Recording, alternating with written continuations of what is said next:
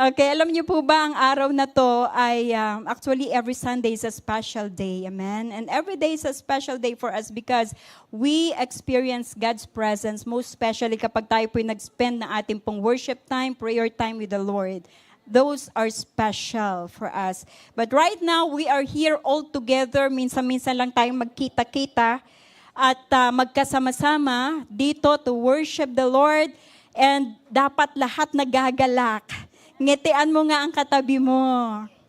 Yung pinakamatamis ng ngiti, hindi po ako mag-start dito nang hindi ko nakikita na kayo po ay antamis ng ngiti at halos nilalanggam. Woo! Napatingin po ako dun sa prutas, napatingin ako dun sa kakanin. Man, ang tatamis nun, dapat mas matamis dun yung ngiti mo. Pwede ba ipakita mo yan sa katabi mo? Nilalanggam na ba? Okay, praise God. Ayan, pwede na tayo mag-start ngayon. Shall we close our eyes and pray? Lord, we thank you sapagkat ang araw na to, Panginoon, ay araw na kami po ay sama-sama upang sumamba sa iyo at makinig ng iyong salita, O Diyos.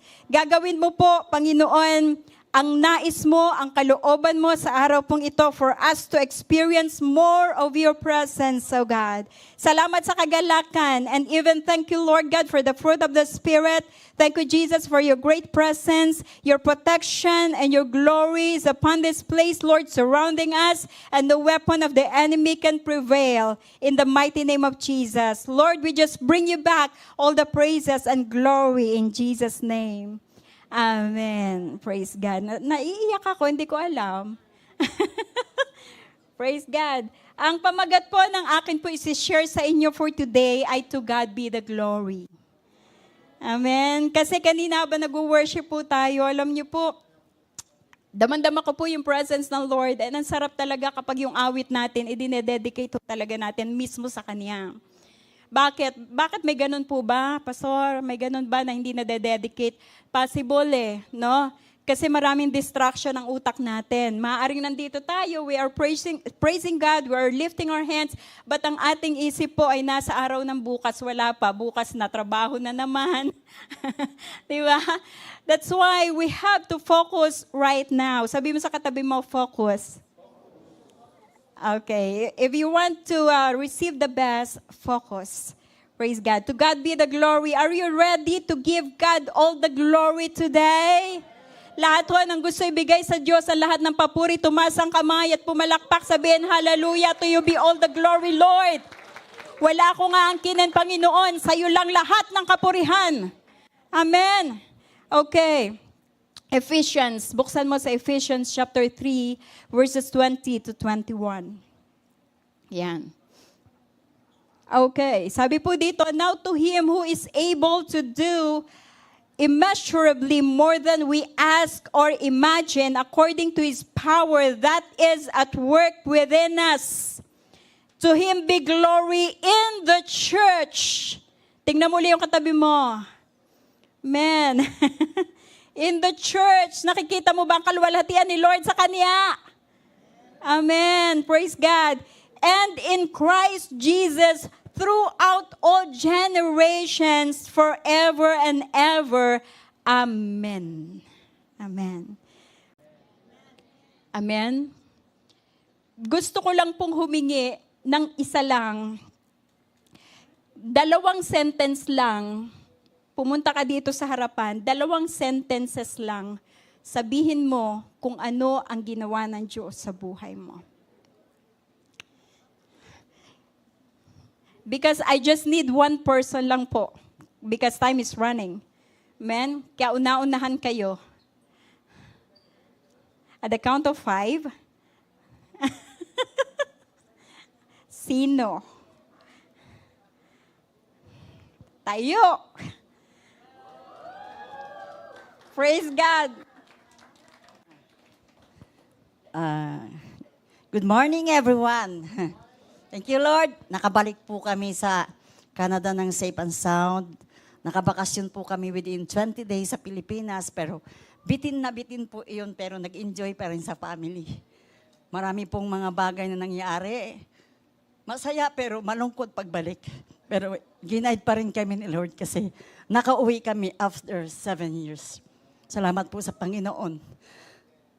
Mahirap pero malayo ko sa pamilya pero nangyari po ang lahat at pinagkaloob ni Lord.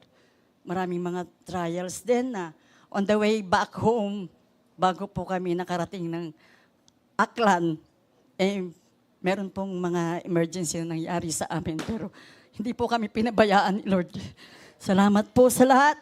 Mahabang kwento sana pero tuwan-tuwa po ako kasi nakaabot pa rin ako sa Pistang Kristiyano kahit hindi po ako naka-join sa program. Salamat po sa Panginoon.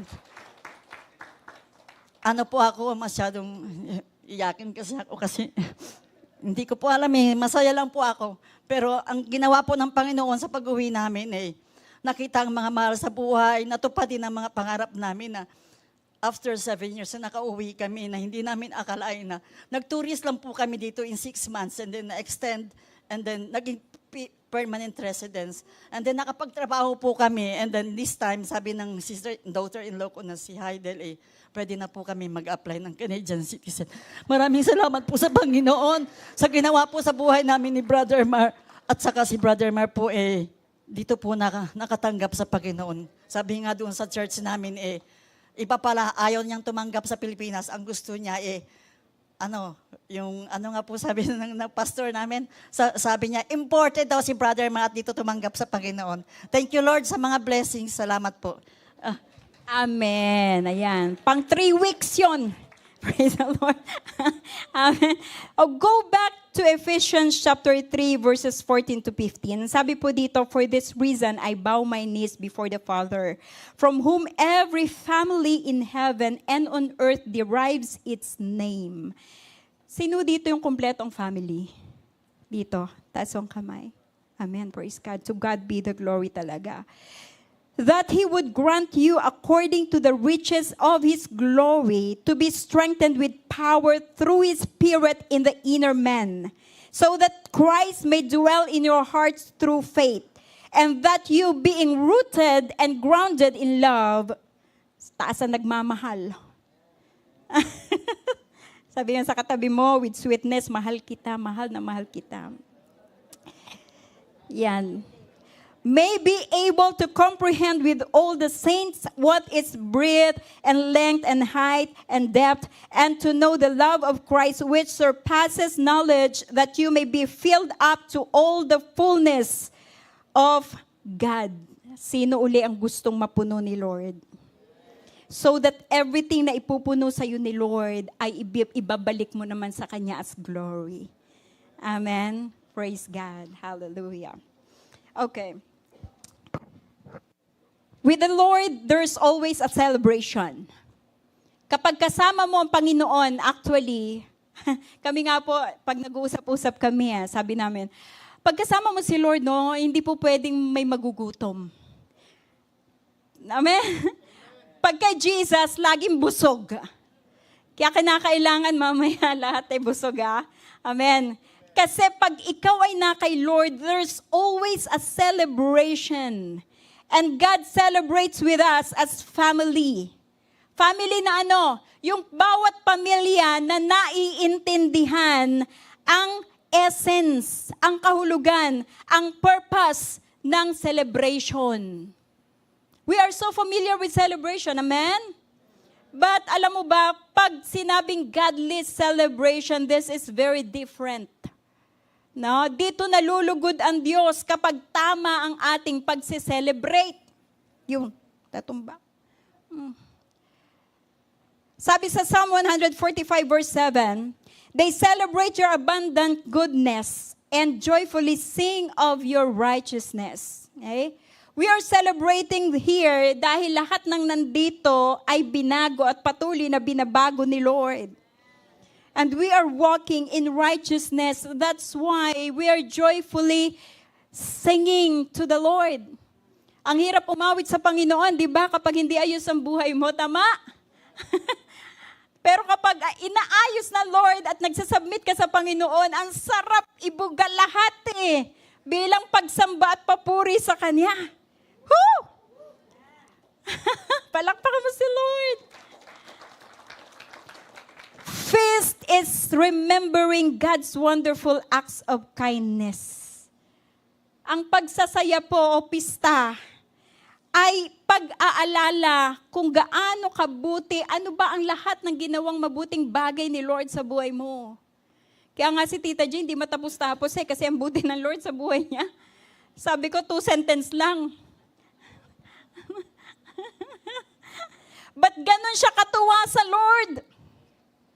Feast is remembering how wonderful is our God and how kind He is in our lives. Ang bait-bait ni Lord sa atin kaya. Kahit tayo pasaway, ang bait pa rin ni Lord sa atin eh. Amen? It is singing of His righteousness. Pwede bang sumigaw ang lahat ng lumalakad sa katwiran at inaalalayan ni Lord patungo sa daan ng katwiran at kabanalan? Sumigaw ka, hallelujah. Ipagsaya mo that you're walking in righteousness.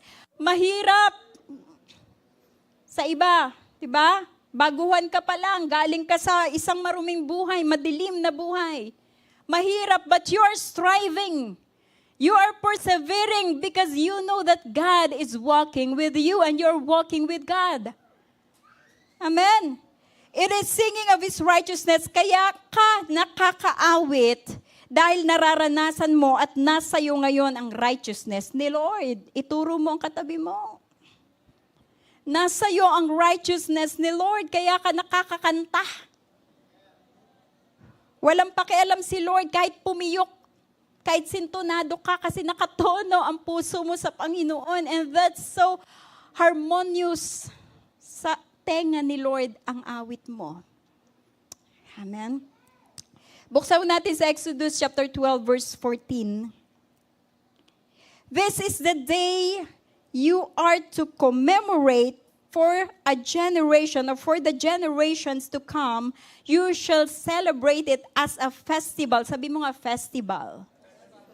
To the Lord. Amen? Festival to the Lord. Ito po ba'y pwede ang adult? Yung mga banderitas, yung mga pagkain, amen? Lahat ng nandyan, with the music, with dancing, dapat mamaya sasayaw tayo. Binilinan ko na ho si Pastor Danny. Nasabi ko, not solemn song after magturo, magsasayawan tayo. Are you willing? Sabi mo, I am righteous. I can dance to the Lord. Ay, parang ang lungkot yata. Sabi mo, I am righteous. I can dance to the Lord. Pwede mong tanggalin. Kung masikip, sayawan tayo mamaya. Hallelujah. Because we remember how good is our God in our lives. Hallelujah. No grieving. Pag Kristiyano, no grieving. Kung sa gabi malungkot ka, ang daming problema kinabukasan, dapat masaya ka na uli. Huwag mong dalhin na 1 linggo ang problema mo. Amen. Paglubog ng araw, kasabay mo yan. Pagluhod mo sa Diyos, tapos na. Panibago ulit bukas. Amen. Whew. Psalm 95 verse 2, let us come before Him with thanksgiving. Sabi mo sa katabi mo, let us come before Him with thanksgiving and extol Him with music and song. Hallelujah. Kapag tayo po iaawit sa Lord, make it sure ng ating puso, punong-puno ng pasasalamat sa Kanya. Whether good or bad, like kung sinasabi yan, only God knows. Gusto ng Diyos iparana sa iyo ang lahat ng bagay para ikaw matatag ka na lalakad hanggang sa finish line. Sinong gusto makarating doon? So excited na eh. Pagdating ni Lord, now let us come before Him with thanksgiving. Lagi mo ipagpasalamat, kahit maliit lang na bagay yan. Ipagpasalamat mo sa Diyos kasi ang Diyos paparamihin at imumultiply yung maliit na bagay na ipinagpasalamat mo na sa Kanya. Amen? Feast is our offering of thanksgiving to God. I-offer mo sa Lord yung pasasalamat mo. And that's feast. Kayong pamilya, alam nyo, mataas ang grades ngayon ng aking anak. Mag-gather kayo. Lord, salamat po sa bagay na ito. Magsalo-salo ng simple. This is a feast. Amen? Nakukuha niyo po ba ibig ko sabihin? It doesn't matter kung madami kang pagkain sa mesa. Alam mo ba, a feast is the offering of thanksgiving to God, meaning gumawa ng mabuti si Lord, galing sa Kanya ang mabuti, kaya ibabalik mo sa Kanya yung mabuting bagay na naranasan mo. With singing uli. That means, feast is rejoicing. Ngiti uli, walang nakasimangot. Amen. Ngitian mo si Lord ng napakatamis ng ngiti. Sabi sa Psalm 30 verse 11, you turned my wailing. You turned my mourning into dance. Anong tono nun? Kalimutan ko na yata eh. Parang kabataan pa lang ho kami, high school pa lang ako eh. Nalimutan ko, Pastor Bong. Ayan. Tumataghoy, yung wailing, taghoy, tumataghoy. Papalitan ni Lord ang taghoy mo. Papalitan ni Lord ang hagulhol mo. Ng grabing tuwa, ng kagalakan, ikaw ay sasayaw sa kagalakan. The Lord will remove your sackcloth. Tatanggalin ni Lord yung iyong damit, kasi it symbolizes nung una sa Israel, kapag po sila'y nagmumurn, nagdadamit sila ng sako. Amen? Remember, nung mamatay po ang anak ni David, amen? Pag ho sila'y merong idinulog sa Panginoon matinding kalungkutan, dinadaan ho nila sa prayer. Tayo pag nalungkot, kung anong pinagagawa natin eh. Amen? Ang daming umiikot sa ating mga utak. Imbes na tayo lumuhod sa Diyos, Lord, ito po ang aking kalagayan, Panginoon. Ganun ho sila nung una. But God says, amen, your sackcloth will be removed and you will be clothed with joy. Sabi mo sa katabi mo, with joy. Hallelujah. Psalm 126 verse 3, the Lord has done great things for us. Patunayan mo na ang ganda ng ginagawa ni Lord sa buhay mo. And we are filled with joy. Meron ho bang tumanggap ng magandang bagay na malungkot? Siyempre wala. Na? Magsasaya yan. You are filled with joy. Ngayon, buksan ho natin, Nehemiah. Mabilis lang ho, no? Dire-diretso na ako. Nehemiah chapter 8, verse 12.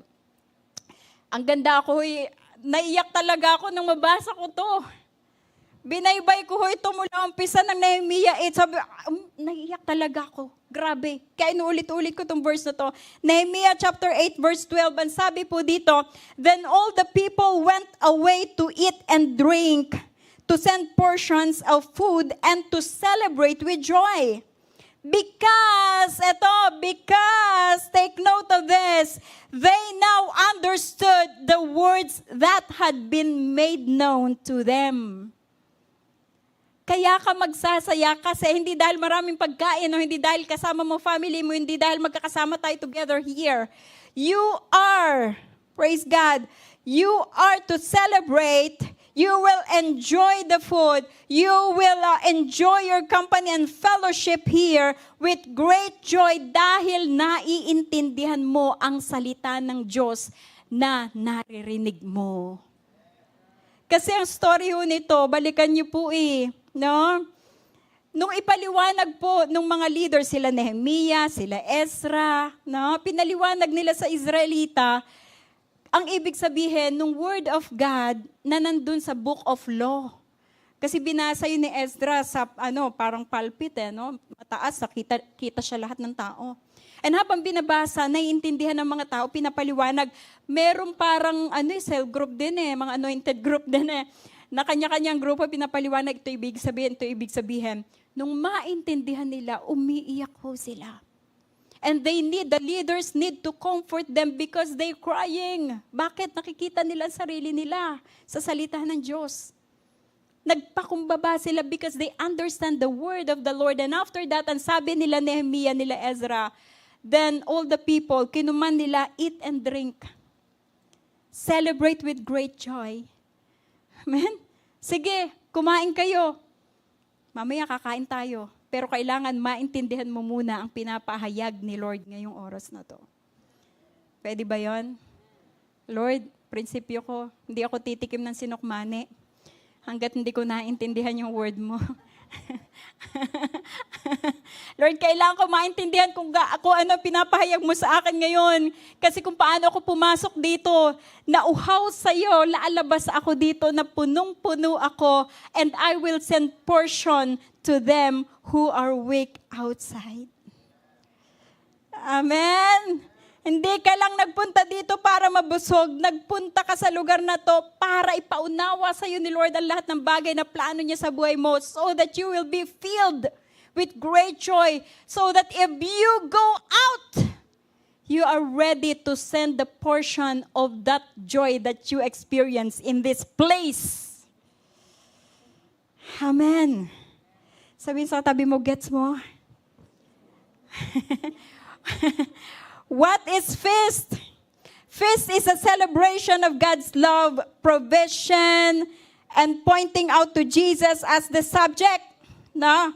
Ang celebration na to, praise God, ipinagdiriwang natin ang pagmamahal ni Lord. Dama mo ba ang pagmamahal ni Lord sa'yo? Are you blessed? Pinrovide ba ni Lord ang pangangailangan mo? Do you have the provision of God? That means you will celebrate right now. Pero alam mo ba, sa lahat ng ito, it should be pointed out to Jesus as the subject and as the center of this celebration. Tandaan mo si Jesus, nabuhay, namatay, at nabuhay muli. Para sa'yo, para sa akin. And that's the very important reason why we are celebrating each and every day of our lives. We are waiting for His coming, right? Sino ho ang gusto nang dumating si Lord? Ayan, ano? Parang last week ba yun? Okay. Ayan. Siguro may niluluto si Lord sa puso nyo, no? Okay, number 1 na tayo. We celebrate because we understand God's love to us as His children. Okay? Sabi ko kanina, kinakailangan maintindihan mo munang mabuti so that you are ready to celebrate. Okay? So we celebrate because we understand God's love. Mahal ako ni Lord eh. Anak niya ako eh. Pangako niya sa akin, ganun, ganito, punong-puno ang Bible sa pangako ni Lord. And yung sacrifice niya sa akin, it was enough para ako'y mabuhay ng masaya. Amen? Woo!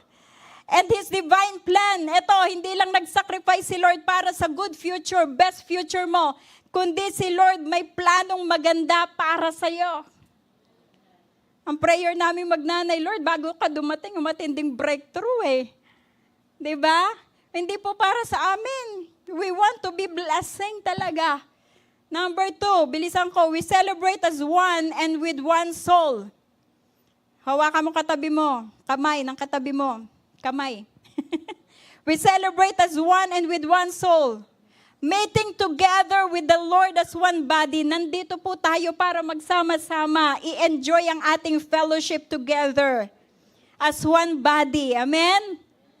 Ay, nako. Enjoy mo bang katabi mo yung katabi mo? Amen? Dapat wala ng kung nagkatampuhan kanina, burado na yun ngayon. Okay? Because this is an opportunity to gather and worship God together. Huwag mong bitawan ang kamay ng katabi mo. Sabihin mo, we will worship God together. Amen. Ito po'y mikra, no? Yung main set apart, no? Public meetings or rehearsal, ayan. Naalala ko kami kanina, nag-start na ho. Nagmamadali kami kasi nagre-rehearse pa ho kami mga nanay. Para mamaya i-present, ano? Because we want to offer it to the Lord, yung best na kaya namin. Amen? Ito yung best na kaya namin. So we want the Lord to be glorified. Praise God. Okay? Ayan. Number 3. We celebrate God's revival and His resurrection for us. God wants to revive your strength right now na nawala. Kanina, sabi ni Stortina, no? At talagang parang ako kaming trumpo, no? Lahat tayo parang trumpo. Tapos biglang nakita mo, ang ganda na agad. No, diba? Lalo ho itong stage, grabe talaga, no? And the Lord is restoring, the Lord is reviving our strength for His glory. Para pagsamba natin, energetic pa rin tayo, hindi na pagod pag-ayos. Bakit? Kasi ang sentro si Jesus. Ay mahirap naman maging Marta na tayo pagod na pagod paghahanda ng everything. Tapos pag worship, wala ng lakas, wala ng power, wala ng energy. Sabihin sa katabi mo, be smart. Be energetic. To God be the glory. Amen. We celebrate God's revival and resurrection for us, that we are strengthened by His Spirit. The Spirit of the Lord is in here. Kaya naman po, patuloy tayong palalakasin ng Panginoon. What is your problem? Anong pinagdadaanan mo? Ano ngayon pinaglalaban mo? The Lord will strengthen you with His Spirit. Pangako ni Lord yan. Number 4, we celebrate God's abundance as He confirms His faithfulness to us. Amen? Isine-celebrate natin yung kasaganaan ni Lord. Sino ngayon nangangailangan? Taas ang kamay na may pangangailangan. We celebrate God's abundance. This is the declaration of His blessing. Wala pa, pero nagde-declare ka, maraming parating in Jesus' name. To God be the glory. Hindi ka po pwedeng kontrolin. Hindi ka po pwedeng i-overcome nung nararanasan mo at kalagayan mo. Ngayong oras na ito, you have to celebrate the abundance of the Lord in your life because He is confirming His faithfulness to you. Amen? Tapat siya eh. Kung tao nangako, pwede bang hindi? Pero pag si Lord na nangako, tutuparin niya yan kahit ano mangyari because He is faithful. Confirmed na yan. Sabi sa katabi mo, confirmed na yan. Hallelujah. Araw-araw, ideklara mo, kahit may pangailangan ka, Lord, I declare of your abundance. Amen? Psalm 30 verse 11, yung binasa ko na lahat kanina para mabilis na. Mag-rejoice ka. All you have to do is to rejoice. Ngayon, anong po pwedeng makahadlang sa celebration? Okay. Sabi ko kanina, yung tamang celebration, yung tamang pag-celebrate. Amen? Kasi minsan hindi nga ho tama. God hates a feast when there is sin. Meaning, a celebration that is focused on sinful acts and not on God's righteousness. No? When we offer to idols, amen? Kapag tayo pinagse-celebrate and we're doing things na hindi nakakalugod sa Panginoon, na hindi si Lord ang sentro, the Lord hates that kind of feast. Can I hear amen? Amen. Kaya dapat mag-i-aware tayo. Yung celebration na meron tayo, make God the center of it.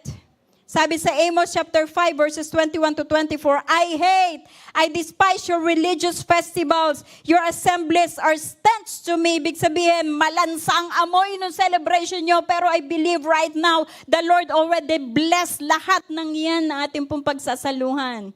Amen? And everything na in-offer natin kanina pa lang sa Panginoon ay napakabangong samyo na sa kanyang harapan. Amoy na amoy ni Lord ang bango mo. Sabi mo sa katabi mo.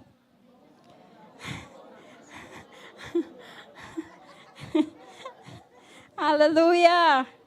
Kasi mahirap even though those people, they bring God the sacrifices, the burnt offerings, the grain offerings. Ang sabi ni Lord, I will not accept them if they have sinned. Amen? Unrepented to unrepented sin. Pero if you humble down to God right now, kung ikaw ay dumanas, nagkasala ka sa Panginoon, just humble yourself down. Tanggap ka ni Lord. Humble yourself. Yung totoong ikaw Yung totoong ikaw. Huwag kang magkukunwari. Ilagay mo ang sarili mong totoo sa kanya harapan. Kasi ang gusto ni Lord, yung totoo. Sabi niya, I will have no regard for them. Kahit may mga fellowship offering sila, away with the noise, puro ingay lang ang naririnig ko. Sabi ni Lord, I will not listen to the music of your harps, but let justice. Kapag nandun ang katarungan, let justice roll on like a river, righteousness like a never-failing stream. Kapag ang katuwiran ni Lord nasa sa atin, enjoy na enjoy ni Lord ang ating ginagawa para sa Kanya. Amen? Ang tanong ko, ikaw nag-e-enjoy? Amen. Gusto ko ho ay kayo ay active din. Sabihin sa katabi mo, ako'y nag-e-enjoy. Amen. God's promise para dun sa mga tao na nagse-celebrate for His glory, ito. Jeremiah chapter 30 verse 19, and out of them shall proceed thanksgiving, and the voice of them, ang boses nila, that make merry, and I will multiply them. Natahimik kayo. Pararamihin ni Lord ang blessing mo. And they shall not be few. Ikaw, maging ikaw, magmumultiply ka, dadami ka. Kaya nga sabi ko, paglabas mo, kailangan ma-share mo yung great joy na yon. And I will also glorify them, and they shall not be small. Taas ang kamay ng maliliit. Ang sabi ni Lord, they shall not be small. Palakpak sa Lord. Panginoon, pangako mo pala, hindi ako basta maliit lang. Kundi ang laki-laki ng pangako mo sa akin, Lord. Ang tinig ko, dinig na dinig mo, Panginoon. At ang sabi mo, paparamihin mo ang lahat ng nasa sa akin. Ibig sabihin, lahat na may kinalaman sa iyo, paparamihin ni Lord. Psalm 34 verse 3, glory the Lord with me. Let us exalt His name together. Ngayon, I want you to do something sa iyong katabi. Sabi mo, invite mo siya. Sabi mo sa kanya, give God the glory with me. Magkasama tayo. Di ba? Magkasama tayo. Ibalik natin sa Lord lahat ng papuri. Taas natin ang kanyang pangalan. Nung si David, nung si Solomon, mag-declare sila ng feast, lahat inanyayahan nila. Amen? They enjoy the celebration for the Lord. Sa Luke 15:10, in the same way, I tell you, there is rejoicing in the presence of the angels of God over one sinner who repents. This is our time. Alam nyo, kami magdanay, nagkukwentuhan kami. Sabi niya sa akin, Mama, kahit saan tayo dalhin ni Lord, basta magkasama tayo, pareho tayo maglilingkod sa Panginoon. Ang sarap marinig ng isang nanay sa kanyang anak. Hallelujah. At wala akong tulog at gising na walang kiss. Ang sarap ng may anak sa katabi. Ay, Ama, maglilingkod tayo sa Lord. Kaya sabi ko, yes anak, we are ready. Ano mang mangyari, we are ready to serve God. Kasi bakit? The heaven is rejoicing. The angels are rejoicing with us. If there's one sinner that repents, gawin mo opportunity to invite. Kung ayaw pa invite, just pray. Lutuin sa prayer. Starting na, di ba? Victory na. How we celebrate ngayon? Paano tayo magse-celebrate? Sabi mo nga sa katabi mo, paano tayo magse-celebrate? Sa Luke 14:13, but when you give a banquet, tama ba ako? A banquet. Invite the poor. Sinong dapat imbitahan? Yung mga politiko ba? Mga kontraktor ba? Sinong dapat imbitahan? Pag may handaan ka? Poor. Sabihin mo nga poor. Crippled. Lame. Blind. Ala, edi, paano po yun? Edi wala silang baon. We're not after food. We are after the invitation that the Lord has started sa atin. Kung paano tayo in-invite ni Lord and how we celebrate right now, we have to send a portion of it. Kapag maghahanda ka, mas maganda na tayo po'y makapag-share. Amen? Ako'y natutuwa ako kanina, sabi ko ba, ang daming, ang daming umattend. Taas nga po yung first time dito. Amen. Praise God. Nagulat din kami, Pastor Bong, biglang dumating. Amen. We invite those who can't bring anything. We invite those who can give us back sa ating ipinakain sa kanila.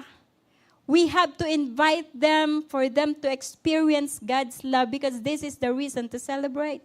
Sabi sa Luke 14-16, Jesus replied, "A certain man was preparing a great banquet and invited many guests."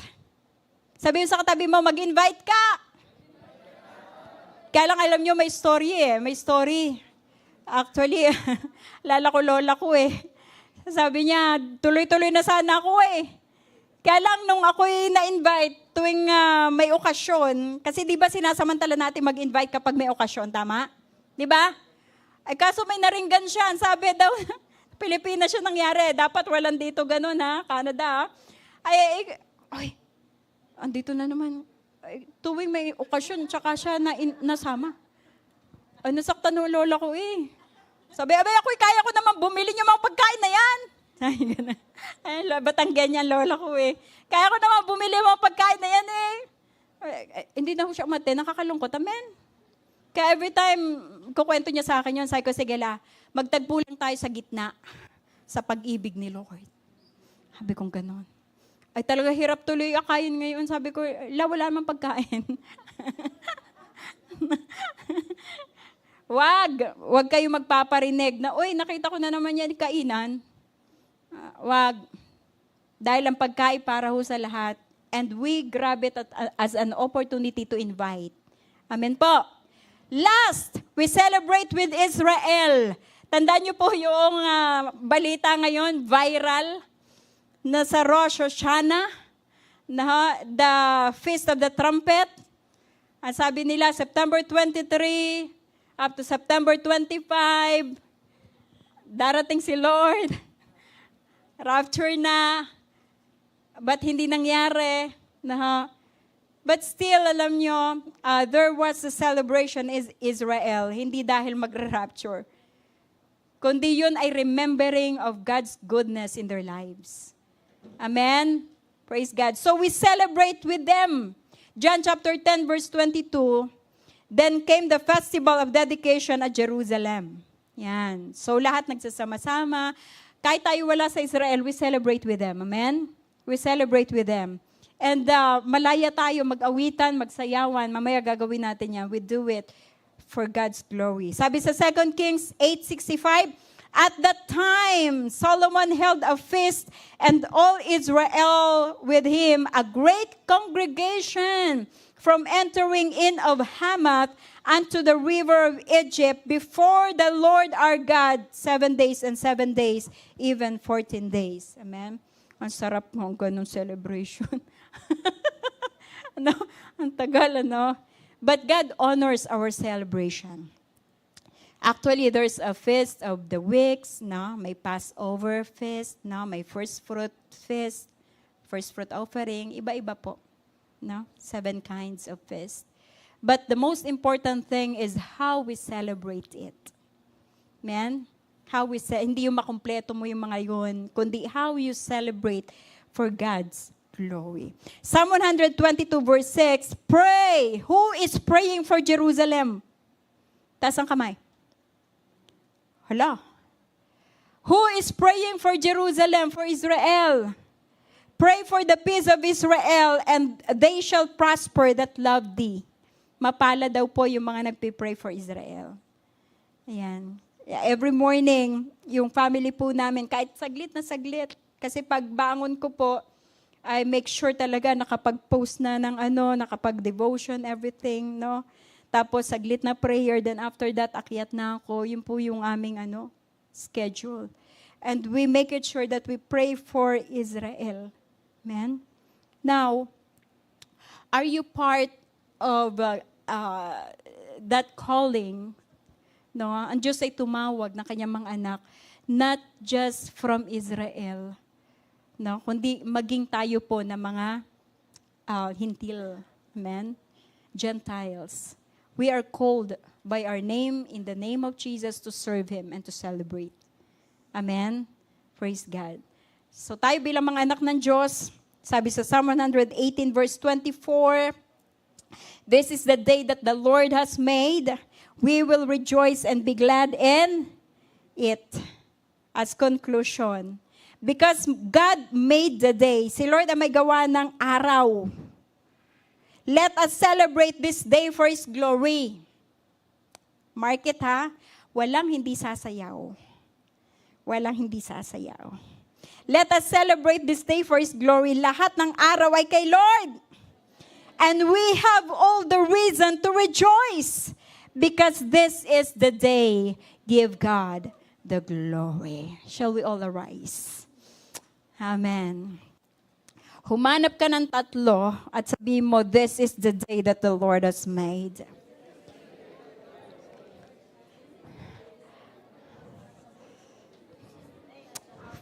Hallelujah. Okay. Pwede niyong tanggalin yung kung masikip dyan. Basta siguradong sasayaw ka. Bahala po ang music ministers. Amen. Basta we will all dance for God. Amen. And then after that, we will seal it in prayer. Glory to God.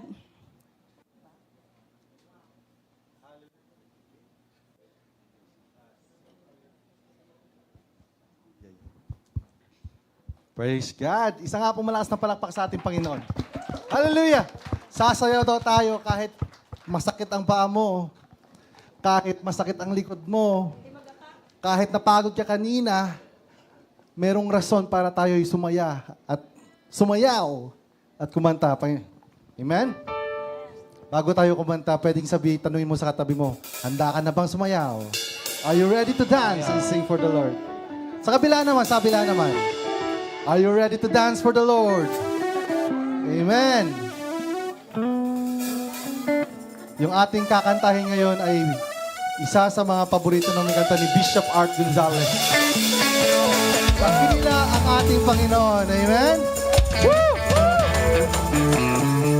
Itataas natin ang pangalan ni Jesus sa lugar na ito dahil siya lamang, He deserves all the glory and praise. Amen? Come on.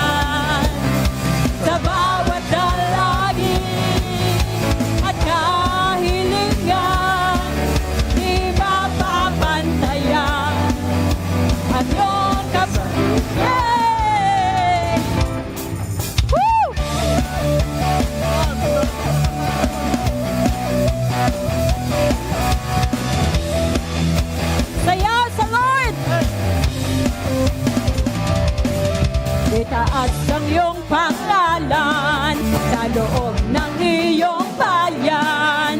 Kapangyarihan mo, yeah! Woo!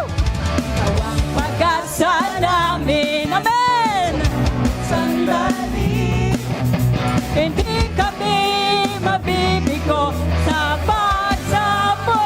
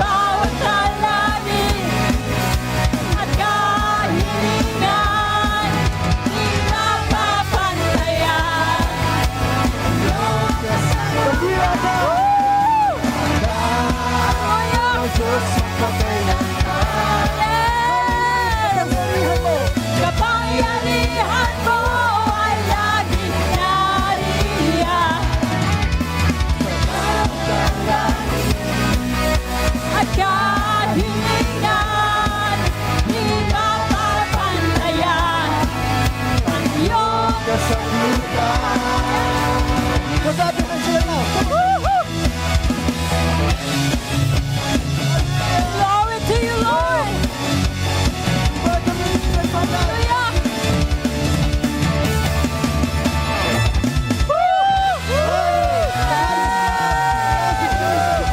Hallelujah. Yes. Praise God. Amen. Sumayaw ba kayo? Praise the Lord. Wala kang pakialam sa katabi mo. Amen. Basta alam mo lang luwalhatiin siya. Praise God. Lord, we thank you, Lord God, bawat oras, Panginoon, na kami po ay sasamba.